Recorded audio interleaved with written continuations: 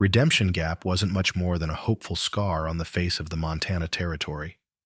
It huddled in a wide, dusty valley carved by a river that ran strong in the spring melt, but dwindled to a sluggish crawl under the summer sun. Like a lot of towns out here, it started with a promise. In this case, whispers of gold upstream that never quite panned out beyond keeping a few persistent souls dreaming and digging. Now it survived mostly as a way station, a place for ranchers to get supplies, for weary travelers on the north-south trail to rest their bones, for cowboys to blow off steam and dust after long weeks on the range. The town itself was a single main street, rutted by wagon wheels and baked hard by the sun, flanked by boardwalks that groaned underfoot. You had your essentials: Miller's Mercantile, crammed floor to ceiling with everything from flour and beans to bullets and calico, a livery stable run by a taciturn Swede named Olson, who communicated mostly in grunts, a small, often empty land office, a bank presided over by the imposing, watchful figure of Mayor Josiah Thorne, who also happened to own most of the land surrounding the town, and a dusty sheriff's office, where Sheriff Brody spent most of his time polishing his badge or reading outdated newspapers. And then there were the saloons, plural, because in a town like Redemption Gap, thirst, loneliness, and the need for fleeting escape were reliable commodities. There was the Rusty Spur, a rough and tumble establishment owned by Jedediah Pike, a man whose belly strained his vest and whose small eyes missed no opportunity for profit or petty tyranny. The Rusty Spur catered to the rowdier element, hard-drinking cowboys, transient miners, men looking for trouble or too drunk to avoid it. Its floors were perpetually sticky, the air thick with cheap whiskey fumes and desperation. And then there was the Pioneer, Thomas Ashton's place, or rather, Abigail Ashton's place now. Thomas had bought the failing establishment a few years back, sunk every penny they had, and his considerable sweat equity, into fixing it up. He'd envisioned something different from the Rusty Spur, a cleaner place, maybe with a piano, where a man could bring his wife for a respectable meal on a Saturday night, where conversations didn't always have to be shouted over drunken brawls. He'd just finished the renovations, just hung the newly painted sign, when a sudden virulent fever swept through town and took him, swift and merciless, leaving Abigail. Abigail, who had followed Thomas west from Ohio, leaving behind family and familiarity for a future that had seemed bright with promise just weeks before. She was a woman in her early 30s, handsome rather than pretty, with intelligent dark eyes that held shadows of her recent loss, but also a steady, assessing light. She carried herself with a quiet dignity that seemed out of place amidst the rough edges of Redemption Gap. She knew bookkeeping from helping her father in his store back east, knew hard work from setting up their small homestead before Thomas bought the saloon. She wasn't fragile, despite the assumptions some might make based on her widow's weeds and her refined Eastern manner.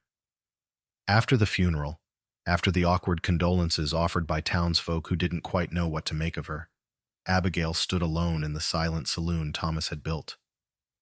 The smell of fresh sawdust and paint still lingered, mingling with the faint, ghostly aroma of stale beer from its previous incarnation. Sunlight streamed through the newly washed windows onto the polished bar top, the sturdy tables, the small raised platform where Thomas had planned to put a piano someday. It was all that was left of their shared dream. And it was hers now, along with Thomas's debts, his half-fulfilled plans, and the crushing weight of her grief. Most folks expected her to sell up, take whatever meager price she could get, and head back east to whatever family she might have left. That was the sensible thing, the expected thing for a lone woman in a place like Redemption Gap. Jedediah Pike, owner of the Rusty Spur, certainly expected it. He'd already made a lowball offer, delivered with faux sympathy that didn't quite mask the predatory gleam in his eyes.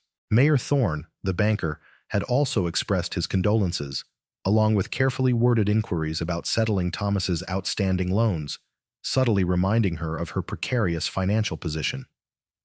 But as Abigail stood there, running her hand over the smooth wood of the bar Thomas had sanded himself, something else stirred within her besides grief.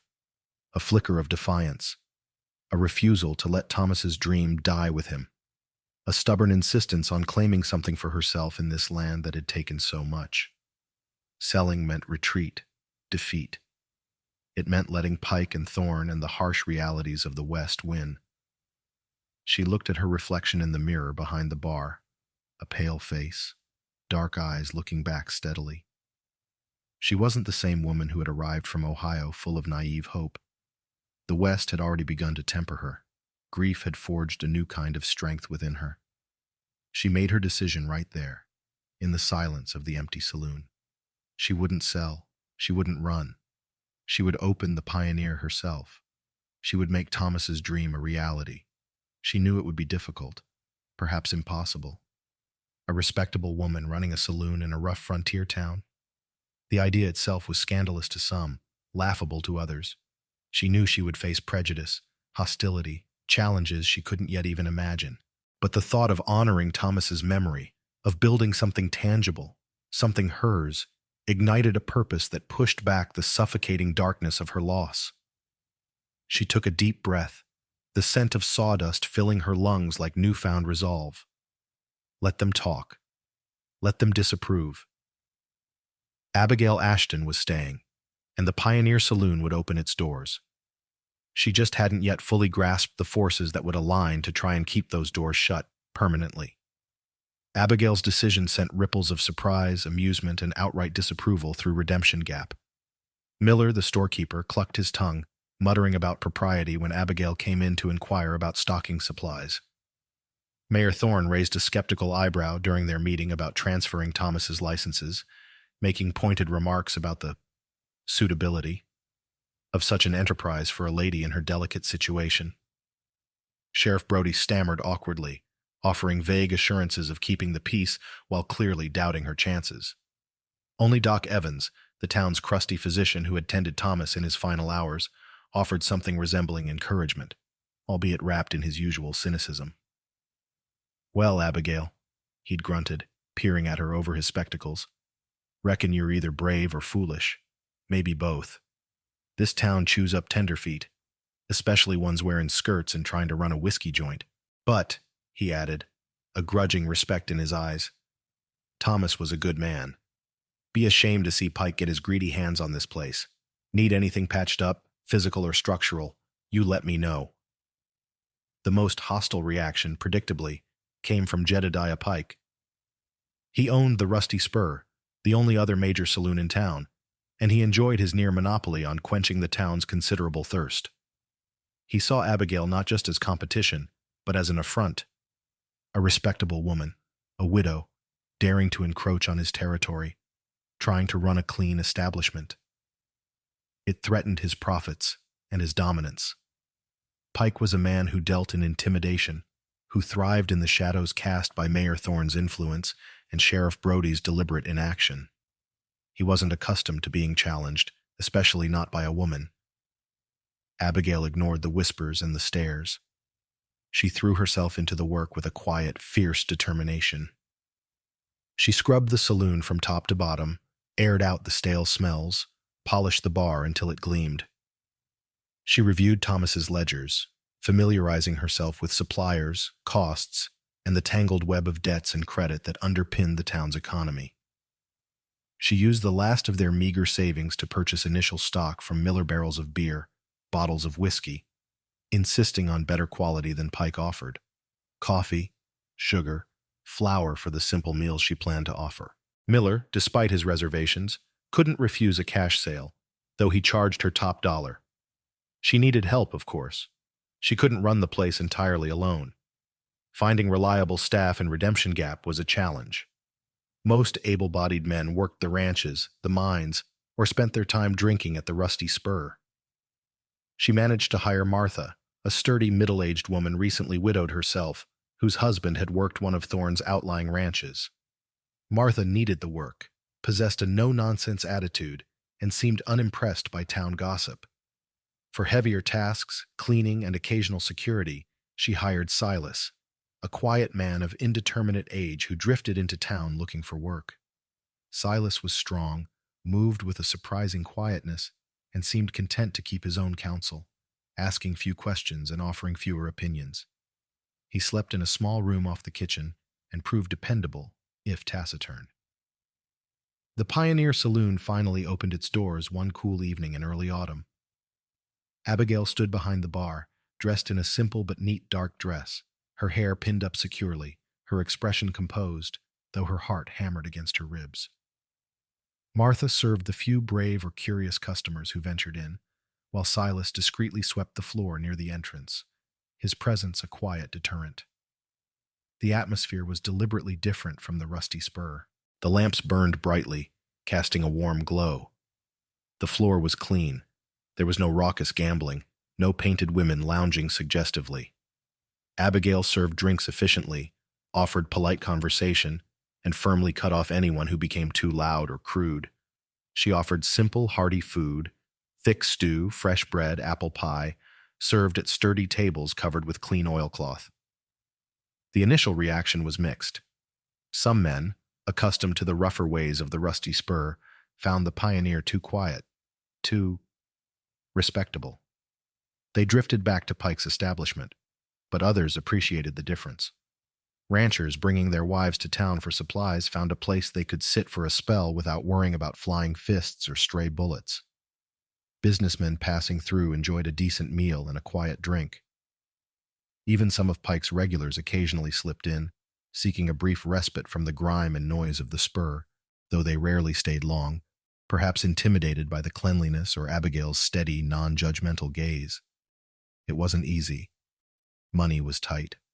Customers were often few. Abigail worked grueling hours from early morning prep until late-night cleanup, battling exhaustion and the constant ache of grief that still ambushed her in quiet moments. She faced subtle harassment, suppliers mysteriously forgetting her orders, deliveries being delayed, whispers and rumors spreading through town about her character, her intentions. She suspected Pike's hand in much of it, his resentment festering just beneath the surface. Pike didn't wait long to escalate. One evening, 3 of his known cronies, rough-looking cowboys smelling strongly of cheap whiskey, swaggered into the Pioneer. They were loud, deliberately obnoxious, bumping into tables, making crude remarks towards Martha, demanding drinks in loud, slurring voices. Abigail served them, her face impassive, hoping they would drink quickly and leave. But they lingered, their behavior growing worse, clearly intending to provoke a reaction, to disrupt the quiet atmosphere, to drive away her few respectable customers. One of them, a big lout named Tanner, slammed his empty glass on the bar. "More whiskey, widow," he bellowed, leaning unsteadily towards Abigail, his breath foul. "And maybe a smile for a thirsty man." Abigail met his gaze coolly. "You've had enough for tonight, Mr. Tanner," she said, her voice quiet but firm. "I think it's time you and your friends moved along." Tanner laughed, a nasty sound. "Hear that, boys? The schoolmarm thinks she can tell us when to drink." He reached across the bar, intending to grab Abigail's arm. Before his fingers could touch her, Silas materialized beside him. The quiet handyman moved with surprising speed, his large hand clamping down on Tanner's wrist like an iron vice. Tanner yelped in surprise and pain. "The lady asked you to leave," Silas said, his voice a low rumble, devoid of expression but carrying an unmistakable threat. Tanner tried to pull his arm away, but Silas's grip was unyielding. The other 2 cowboys tensed, reaching instinctively for the pistols holstered loosely on their hips. Several patrons froze, anticipating violence. Abigail held her breath. She hadn't known Silas had this in him. He looked unassuming, but there was a dangerous stillness in his eyes now. "Let him go, handyman," one of Tanner's friends snarled, his hand hovering over his gun. Silas ignored him, his gaze fixed on Tanner. He applied slightly more pressure. Tanner winced, his face paling. All right, he gasped. "We're going." Silas released him abruptly. Tanner stumbled back, rubbing his wrist, glaring hatred at Silas, then at Abigail. "You'll regret this, widow," he spat. "Pike won't stand for this." He motioned to his friends, and the 3 backed out of the saloon, muttering threats, leaving a tense silence in their wake. Abigail let out a shaky breath, relief washing over her. She turned to Silas, who was already resuming his sweeping as if nothing had happened. "Thank you, Silas," she said sincerely. Silas just shrugged, not meeting her eye. "Part of the job, ma'am." But the incident marked a turning point. Pike's men had crossed a line, moving from whispers and petty harassment to direct intimidation and the threat of physical violence. Abigail knew this was just the beginning. Pike wouldn't let the insult stand. He, and likely Mayor Thorne, who benefited from Pike's control over the town's rougher elements, would see her defiance as a direct challenge to their authority. The quiet war for the pioneer, for her right to exist and succeed in Redemption Gap, was escalating. And she had the sinking feeling that Silas's quiet strength, while welcome, might not be enough against the corrupt power structure determined to crush her. She needed allies, but in a town ruled by fear and self-interest, allies were proving as scarce as nuggets of pure gold. The confrontation with Tanner and his cronies hardened the lines drawn in the dust of Redemption Gap. Jedediah Pike made no further pretense of civility. He saw Abigail not just as competition, but as a symbol of defiance that threatened the established order, his order, sanctioned by the tacit approval of Mayor Thorne and the deliberate negligence of Sheriff Brody. The Pioneer, with its quiet clientele and refusal to cater to the lowest denominator, stood as a quiet rebuke to the Rusty Spur and the power structure it represented. Pike couldn't tolerate it. The harassment intensified, becoming more organized, more malicious. Deliveries to the Pioneer were consistently lost or delayed, forcing Abigail to make arduous, expensive trips to larger towns for essential supplies. Taxes and fees related to her licenses were suddenly reassessed by Mayor Thorne's office, always finding discrepancies, always resulting in unexpected levies that strained her already tight finances.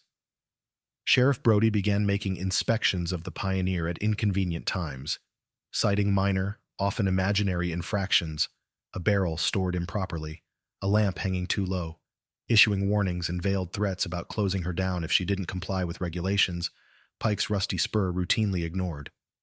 Vandalism became bolder. Windows were broken overnight. The newly painted sign was defaced with tar. A barrel of her best beer was mysteriously fouled. Each incident required costly repairs, eating into her meager profits, designed to wear her down, to make running the saloon an unsustainable nightmare. Abigail knew Pike was behind it, orchestrating the campaign through his network of loyal drinkers and hired toughs, but proving it was impossible. Brody dismissed her complaints as unfortunate accidents or random acts of mischief, offering no real investigation. The pressure took its toll. Abigail grew thinner, lines of worry etched around her eyes. Sleep became elusive, filled with anxieties about finances, about the next act of sabotage, about the safety of Martha and Silas. Martha remained steadfast, her loyalty unwavering, her presence a source of quiet strength. Silas continued his duties, watchful and silent, his unexpected intervention against Tanner having earned him a grudging respect, even fear, from Pike's usual troublemakers, who now gave him a wide berth. But Abigail knew they were essentially alone, 3 people against a system rigged to ensure their failure. Yet, amidst the hostility, small cracks of support began to appear.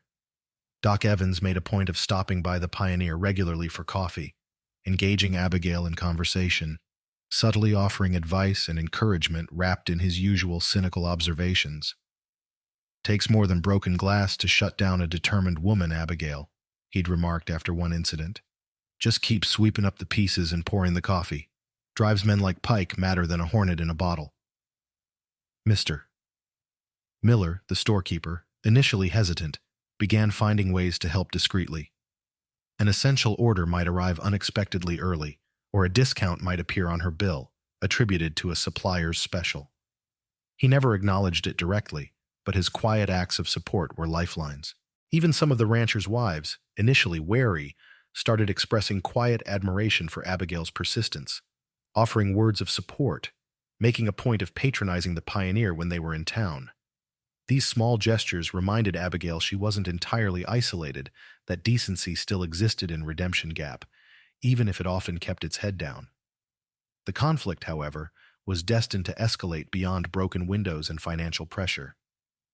Pike, frustrated by Abigail's resilience, decided on a more direct approach. He couldn't simply burn her out. That might draw too much unwanted attention, even for Sheriff Brody to ignore completely, but he could cripple her business from the inside. He began spreading rumors, darker and more insidious now. Whispers that Abigail was watering down her whiskey, that she was cheating customers, that the saloon was a front for other activities. He paid disgruntled miners and desperate drifters to start fights inside the Pioneer, hoping to ruin its reputation for orderliness, to drive away her respectable clientele, to give Sheriff Brody a legitimate excuse to finally shut her down for disturbing the peace. Silas and Martha did their best to manage the disruptions. Silas proved remarkably adept at de-escalating situations, using his imposing presence and quiet authority to quell arguments before they turned violent, physically ejecting troublemakers with minimal fuss when necessary. But the constant tension, the staged incidents, frayed nerves, and created an atmosphere of unease that began to affect business. Fewer families came in. Travelers looked nervously over their shoulders. Abigail felt trapped, squeezed between Pike's relentless aggression and the town's official indifference. She confronted Sheriff Brody directly after one particularly nasty, clearly orchestrated brawl. "Sheriff, you know Pike is sending these men here. You have to do something." Brody shifted uncomfortably in his chair, avoiding her gaze.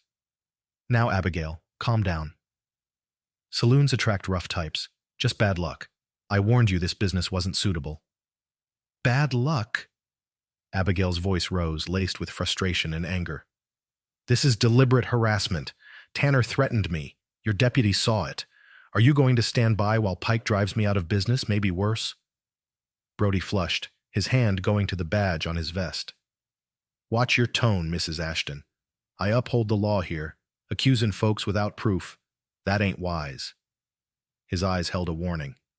He was clearly uncomfortable, perhaps even ashamed, but equally clearly unwilling or unable to cross Pike, and by extension, Mayor Thorne.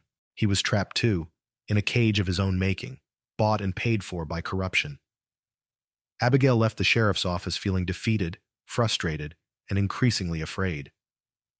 Pike wasn't just trying to ruin her business, he was trying to break her spirit, to isolate her completely.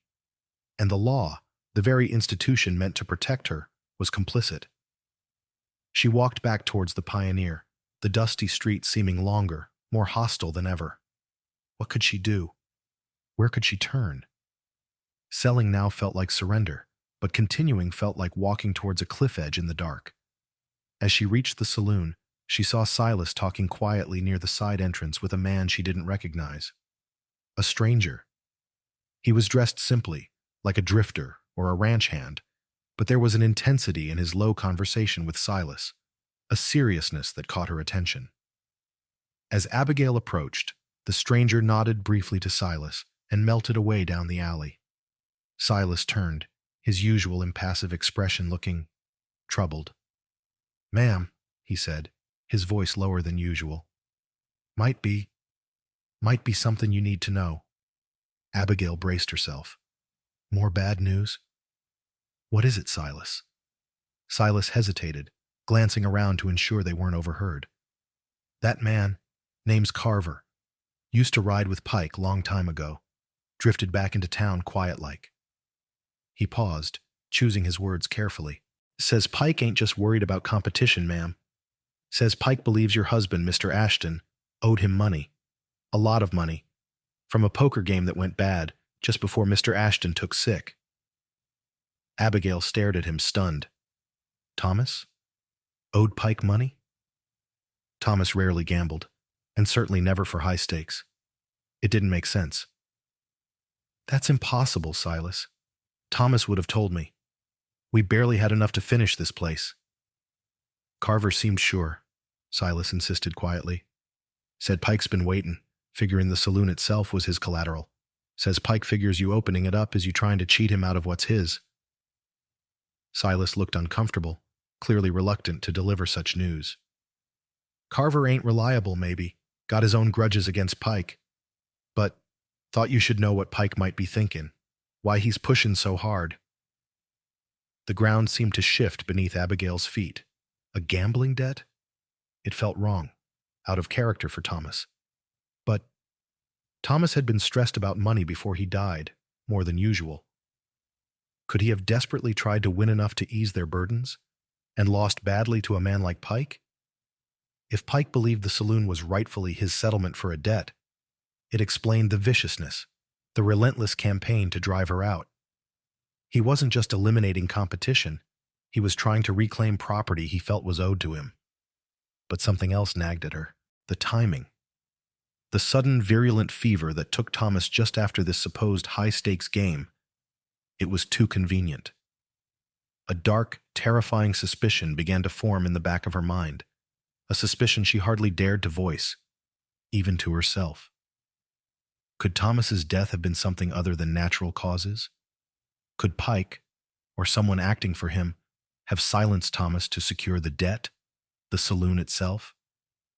The thought was monstrous, unthinkable, yet it resonated with the ruthlessness she had seen in Pike, the corruption she sensed permeating the town's leadership. This changed everything. It wasn't just about her business anymore. It might be about murder. It might be about uncovering the truth behind her husband's death. The emotional twist tightened the knot of fear and determination in her gut. She looked at Silas, saw the concern in his usually guarded eyes. He had brought her this information, perhaps at some risk to himself. Maybe she wasn't entirely alone after all, but the path ahead had just become infinitely more dangerous. She wasn't just fighting for a saloon. She might be fighting for justice for Thomas, against men who would stop at nothing, perhaps not even murder, to protect their secrets and their power. The revelation about Thomas's supposed gambling debt and the chilling suspicion it cast upon his death shifted the ground beneath Abigail's fight for the pioneer. It was no longer just a struggle for economic survival or a stand against petty tyranny. It had become a quest for truth, potentially for justice, wrapped in layers of grief and danger. The saloon wasn't just a business. It was Thomas's legacy, and maybe, just maybe, the key to understanding how he died. Abigail confided her darkest suspicions to Martha and Silas. Martha, ever practical, listened intently, her lips pressed into a thin line. "Wouldn't put anything past Pike," she stated grimly. "Or Thorne, for that matter. They run this town like their own private kingdom. Thomas might well have stumbled onto something, or got himself into something over his head trying to make ends meet." Silas remained quiet, absorbing the information, his face unreadable, but Abigail sensed a hardening in his posture, a deeper level of watchful alertness. He didn't offer opinions, but his quiet presence felt more protective than ever. The information from Carver, the drifter Silas had spoken to, also provided a potential, albeit risky, leverage point. If Carver truly held a grudge against Pike and knew details about the supposed poker game or Pike's other dealings, he might be persuaded to talk, perhaps even to Sheriff Brody, if Brody could somehow be forced or convinced to listen. Finding Carver again, however, proved impossible. He had vanished as quickly as he appeared, perhaps spooked by talking to Silas, perhaps paid off or threatened by Pike's men. Abigail realized she needed more than suspicion. She needed proof. Proof about the debt. Proof about Thomas's death. She began a quiet investigation of her own, conducted in the precious few hours when the saloon was closed or quiet. She meticulously went through Thomas's old account books, his letters, his personal papers stored in a trunk upstairs, searching for any mention of gambling, any hint of involvement with Pike beyond casual supplier interactions, any clue about his final days. The search yielded little at first. Thomas's records were straightforward, reflecting the costs of renovation, supplies ordered, small loans taken from Mayor Thorne's bank, at exorbitant interest rates, she noted grimly. There were no entries suggesting a large gambling loss, no desperate notes. But tucked away in a small ledger she hadn't examined closely before, she found something odd, a series of small, regular payments listed simply as JP, Sundries. The payments stopped abruptly about a week before Thomas fell ill. JP? Jedediah Pike? And what sundries would Thomas be buying regularly from his main rival? It felt wrong. It felt like blackmail, or perhaps repayment installments on a debt Thomas didn't want recorded openly. Driven by this small clue, Abigail decided on a bolder, riskier step. She needed to search Pike's office at the Rusty Spur. It was a crazy idea, fraught with danger. If caught, the consequences would be severe. Pike and Brody would have all the excuse they needed to run her out of town, or worse. But the need for answers, the gnawing suspicion about Thomas's death, outweighed her fear. She waited for an evening when Pike was known to be hosting a high-stakes poker game in his back room, a game usually attended by Mayor Thorne and other cronies, an event likely to keep Pike and his most loyal men occupied and well-plied with liquor for hours. Under the guise of needing a late-night delivery confirmation from a freighter supposedly staying at the spur, a plausible, if thin, excuse, she slipped out of the Pioneer, leaving Martha and Silas on watch. The rusty spur was loud and chaotic, thick with smoke and the smell of stale beer, a stark contrast to her own establishment. Keeping her head down, trying to appear unassuming, Abigail navigated through the drunken crowd towards the back hallway where Pike's office was located. The door was unlocked, as she'd hoped Pike's arrogance might allow. Heart pounding, she slipped inside, closing the door quietly behind her. Pike's office was as messy and unpleasant as the man himself. Papers were strewn across a large, cluttered desk. Half-empty bottles stood on a side table. The air smelled of stale cigars and unwashed bodies. Abigail forced herself to focus, scanning the desk quickly, searching for ledgers, notes, anything mentioning Thomas Ashton or a debt. She found it surprisingly quickly, tucked under a pile of invoices, a small, leather-bound notebook. Flipping through the pages, she saw columns of names and figures, loans, IOUs, payments received, and there it was, T. Ashton. Not a large gambling debt, but a series of entries matching the JP. Payments in Thomas's ledger noted as loan repayment. But beside the final entry, dated just days before Thomas fell ill, Pike had scrawled a note. Ashton balking. Says deal was for silence, not ownership. Getting nervous. Needs permanent solution. Thorne agrees. Permanent solution. Thorne agrees. The words leaped off the page, confirming Abigail's worst fears. It wasn't a simple debt. It was tied to something else, something Thomas knew, something Pike and the mayor wanted silenced. Thomas hadn't died of fever. He had been murdered. Likely poisoned, something slow-acting perhaps, mimicking illness, something Doc Evans, for all his skill, might not have detected without suspicion. Pike hadn't just wanted the saloon as collateral, he wanted Thomas silenced, and the saloon was the bonus. Her hands trembled as she clutched the notebook. This was it. The proof. Proof of conspiracy. Proof of motive for murder. Proof that implicated not just Pike, but the powerful Mayor Thorne himself. Just as she was about to slip the notebook into her reticule, she heard heavy footsteps approaching down the hall. Panic seized her. She quickly shoved the notebook back where she found it, hoping it looked undisturbed. There was nowhere to hide in the small, cluttered office. The footsteps stopped outside the door. The knob turned. The door opened, and one of Pike's burly bartenders stood there, looking surprised to see her. Mrs. Ashton, what are you doing in Mr. Pike's office? Abigail forced herself to appear calm, thinking fast. Oh, excuse me, she said, trying to sound flustered. I was looking for the necessary. Must have taken a wrong turn down this hallway.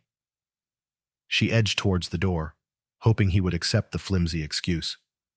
The bartender eyed her suspiciously, his gaze sweeping the office. Necessary's the other way, ma'am. Best get back out front. He didn't seem entirely convinced, but he stepped aside, letting her pass.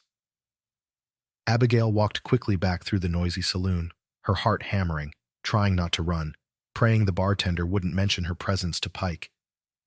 She slipped out the front door into the cool night air, gasping for breath, relief washing over her, quickly followed by terror. She had the knowledge, the terrible truth. But Pike now had reason to be suspicious.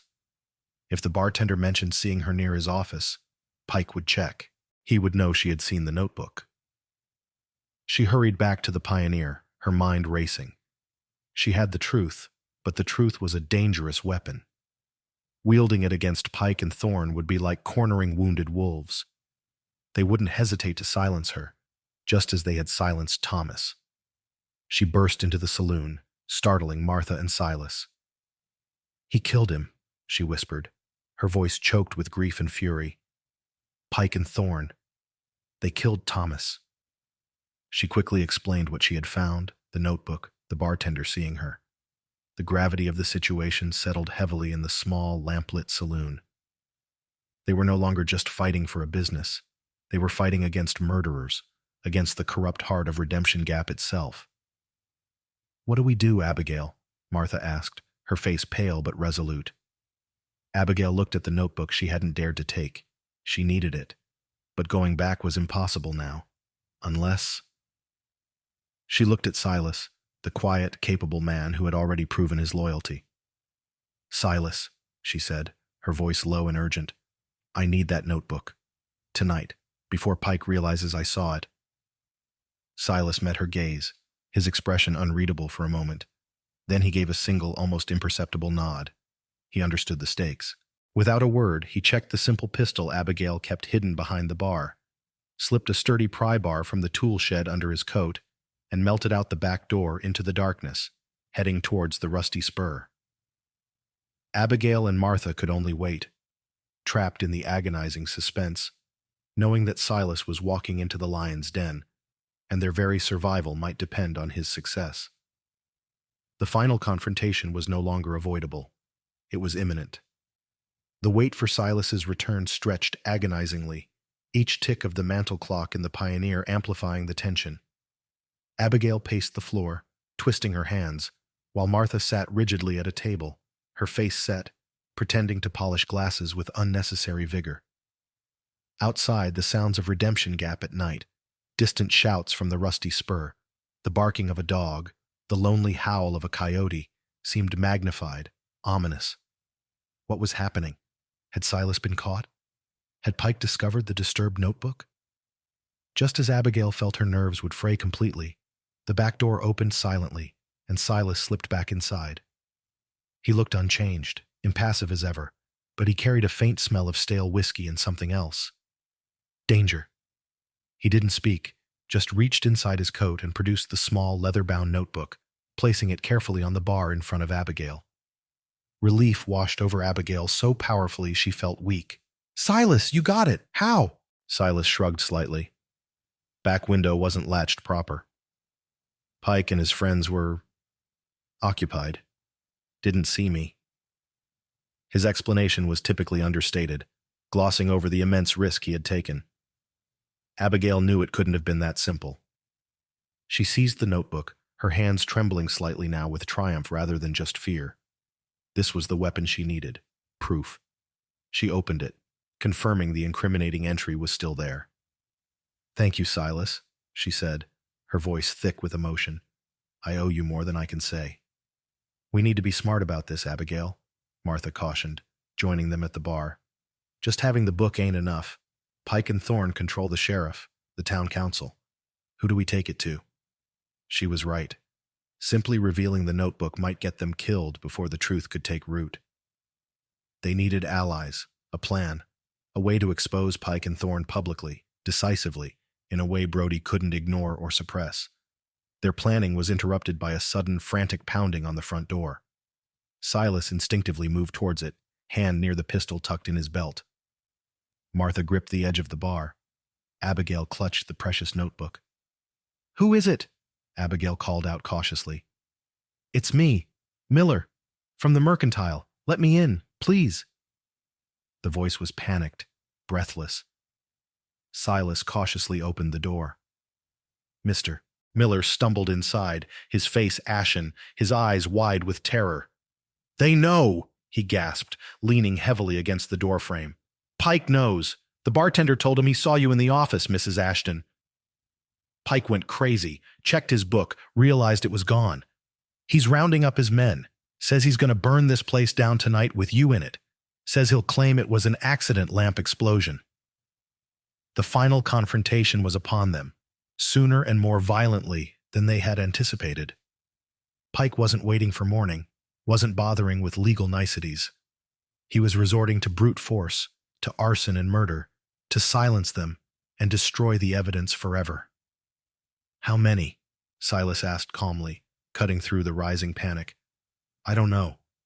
6, 7 maybe, besides Pike. They're armed, heading this way now." Miller wrung his hands. "Sheriff Brody, He just rode out of town, claimed he had urgent business elsewhere, left Pike a clear field. Brody's final act of cowardice, or calculated complicity. There was no time for deliberation, no time for escape. They were trapped. The Pioneer Saloon, Abigail's refuge, her dream, was about to become a fortress under siege. "Martha," Abigail said, her voice surprisingly steady, adrenaline sharpening her focus. "Barricade the front door and windows. Use the heavy tables. Miller, can you load a shotgun?" The storekeeper nodded mutely, still terrified but willing. "There's one behind the bar, and ammunition." She turned to Silas. "The back? Can they get in?" "Alley window is boarded tight," Silas reported. "Back door's solid oak.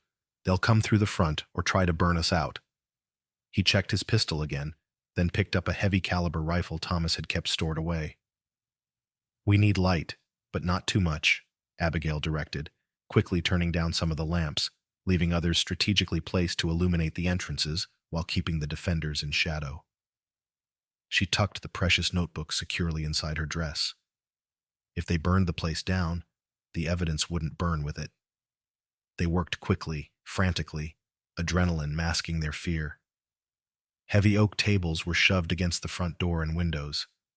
Martha loaded the shotgun with practiced hands, her face grim. Miller fumbled slightly but managed to load the second shotgun Abigail kept as backup. Silas took up a position near a side window, affording a view of the street and the front entrance, his rifle resting steady on the sill. Abigail grabbed the pistol Silas had used, checking its load, her hand surprisingly firm. She might not be a gunfighter, but she would defend her home, her life, and Thomas's memory. Outside, they heard them coming. Heavy boots on the boardwalk, rough voices, the unmistakable metallic click of rifles being cocked. They surrounded the saloon. "Ashton," Pike's voice roared from the street, thick with fury. "We know you got something belongs to me. Throw out the book and come out with your hands up, and maybe we'll let your help live." Abigail gripped the pistol, her knuckles white. No answer. "Don't want to talk? Fine," Pike bellowed. There was a crashing sound as something heavy hit the front door, making the barricade shudder. Another crash. They were trying to break it down. "Silas?" Abigail whispered. "Hold steady, ma'am," Silas replied, his eyes fixed on the street. "Let him get closer." More crashes against the door, splintering wood. Then, the sound of glass shattering as one of Pike's men broke a front window, ignoring the table pushed against it. A flaming torch was thrust through the opening, intended to ignite the curtains or the wooden walls. Before the torch could find purchase, Silas's rifle cracked. A cry of pain from outside. The torch dropped, sputtering harmlessly on the floor just inside the window, quickly stamped out by Miller. Gunfire erupted from the street. Bullets slammed into the saloon walls, shattering the remaining glass, thudding into the barricades. Abigail, Martha, and Miller crouched lower, hugging the floor, the air filled with the roar of guns and the smell of gunpowder. Silas returned fire methodically, calmly, aiming carefully, making each shot count, forcing the attackers to keep their heads down. "They can't break the door easy," Martha yelled over the din. "But they'll try the windows, or the roof." As if on cue, they heard scrambling sounds from above. Someone was trying to get onto the roof, likely to pour oil or set a fire from above. "The roof hatch," Abigail remembered the small access panel in the storeroom ceiling. "Silas, can you cover the front?" Silas nodded, firing another carefully aimed shot that sent attackers scattering for cover. Abigail grabbed a lantern and the pistol, motioning for Martha to follow with the shotgun. They raced towards the back storeroom. Balancing precariously on stacked crates, Abigail pushed open the roof hatch. Cool night air hit her face, along with the acrid smell of smoke. Two of Pike's men were on the roof, one pouring oil near the hatch, the other holding a torch ready. They looked up, startled by the sudden appearance. Abigail didn't hesitate. She raised the pistol and fired. Her shot went wide in her nervousness, but it startled the men. The one with the oil can stumbled, splashing slippery liquid across the roof shingles. Martha, steadier, raised the shotgun and fired. The blast echoed across the rooftops, sending the man with the torch tumbling backwards off the edge of the roof with a cry, landing heavily in the alley below. The other man, slipping on the oil, scrambled frantically away from the hatch, firing his pistol wildly towards them before seeking cover behind a chimney.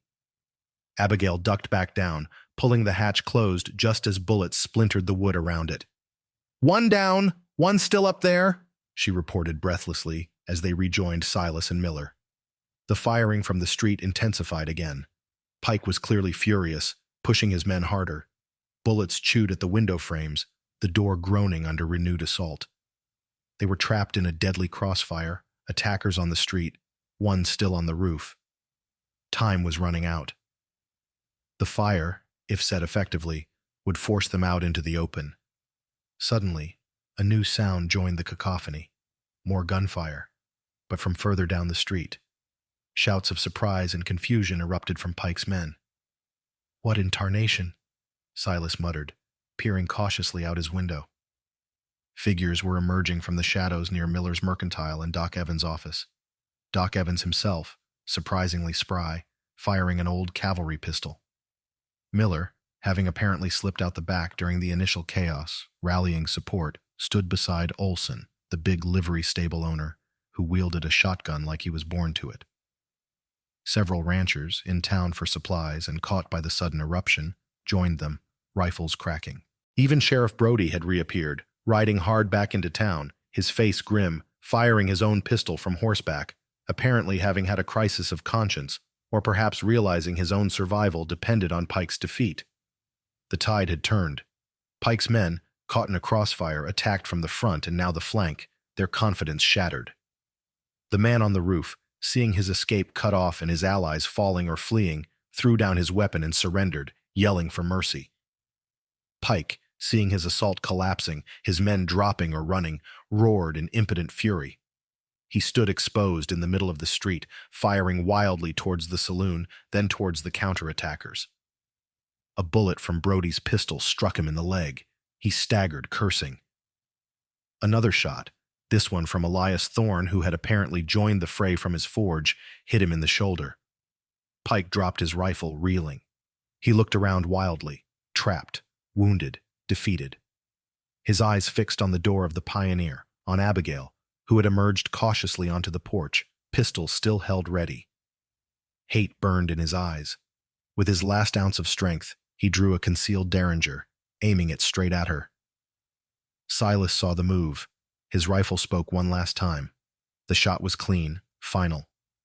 Jedediah Pike crumpled into the dust of Main Street, his reign of petty tyranny over Redemption Gap ending abruptly and violently. Silence fell again, absolute this time, broken only by the ragged gasps of exhausted fighters and the low groans of the wounded scattered down the street.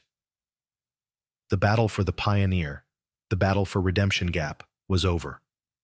Abigail stood on her porch, pistol heavy in her hand, the incriminating notebook safe beneath her dress, looking out at the wreckage and the unlikely coalition of townsfolk who had finally found the courage to stand together.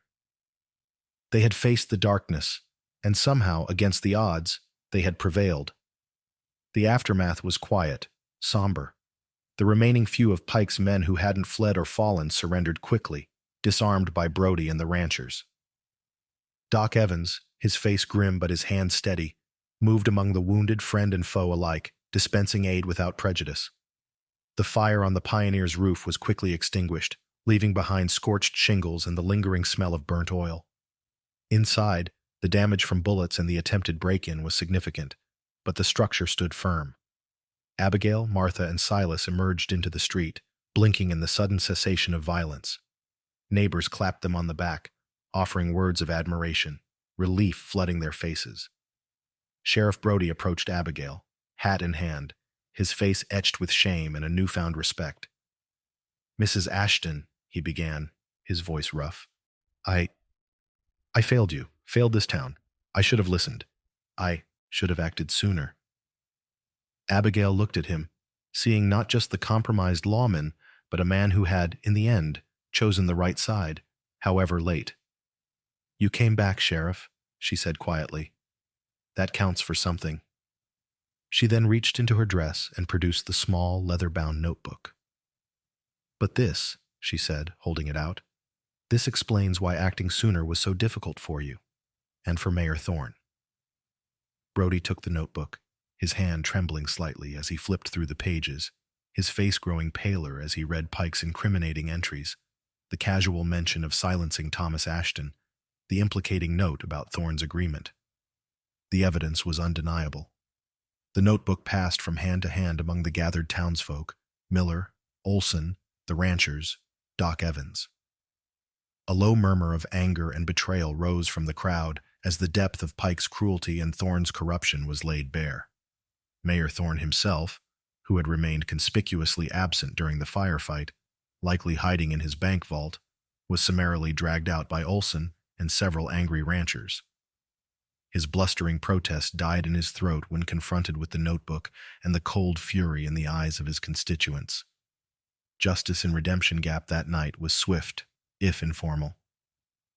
Thorne was stripped of his office, his assets scrutinized, his future in the territory looking bleak. Sheriff Brody, though his reputation was tarnished, was allowed to retain his badge on the condition that he serve the town, not the powerful, a promise he seemed determined to keep, chastened by the night's events. Pike's cronies faced jail time or were run out of town on a rail. The Pioneer Saloon, though scarred, became a symbol of the town's resistance. Abigail, aided by the community she had inadvertently rallied, repaired the damages. Miller offered supplies at fair prices. Olson helped rebuild the damaged doorframe. Even Doc Evans contributed, offering preventative advice on structural integrity. The saloon reopened, cleaner, brighter, and busier than ever before. It became a gathering place not just for quiet drinkers, but for the community itself, a place where the shared memory of their stand against corruption forged stronger bonds. Abigail Ashton found her place in Redemption Gap, not just as a saloon keeper, but as a respected member of the community, a woman whose quiet courage had sparked a revolution. She never forgot Thomas, the grief remaining a quiet undercurrent, but she honored his memory by building the establishment he'd dreamed of, a place known for fairness, warmth, and resilience, qualities she herself embodied.